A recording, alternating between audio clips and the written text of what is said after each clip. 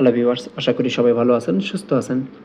আজকে আমি কম্পিউটারে অতি সহজেই শাটডাউন করার বাটন তৈরি করব ডেস্কটপে, যাতে করে আমার এই জায়গা থেকে এখান থেকে স্টার্ট বাটনে গিয়ে তারপর শাটডাউন বাটনে ক্লিক করে তারপর কম্পিউটার বন্ধ করতে হয়।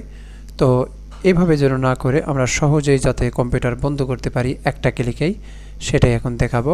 এখন ক্রিয়েট করা দেখাবো কিভাবে করতে হয়, সাথে থাকবেন। ডেস্কটপের উপরে রাইট ক্লিক করব, রাইট ক্লিক করার পর এখানে নিউয়ে যাব, নিউ থেকে এখানে শর্টকাটে যাব, শর্টকাট থেকে এখানে লিখব SHUTDOWN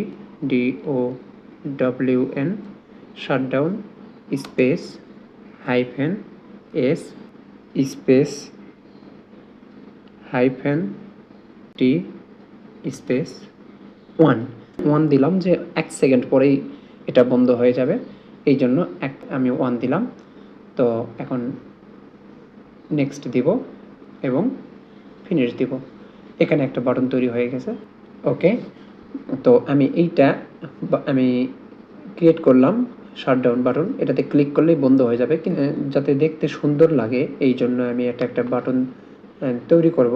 এখানে প্রপার্টিসে যাব, প্রপার্টিস থেকে এখানে আইকন যাব, চেঞ্জ আইকন, এখানে ক্লিক করে চেঞ্জ আইকনে ঢুকে পড়বো। এখানে একটা বাটন দেখতে পাচ্ছেন সুন্দর, এটা হচ্ছে শাটডাউন বাটন। এখানে এই বাটনে ক্লিক করব এবং অ্যাপ্লাই দিয়ে ওকে দেব। এই যে দেখুন একটা সুন্দর বাটন তৈরি হয়ে গেছে। আমি যদি চাই এখন এটা একটা ক্লিকেই কম্পিউটারটি বা ল্যাপটপটি বন্ধ হয়ে যাবে।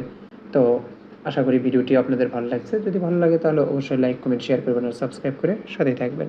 আসসালামু আলাইকুম।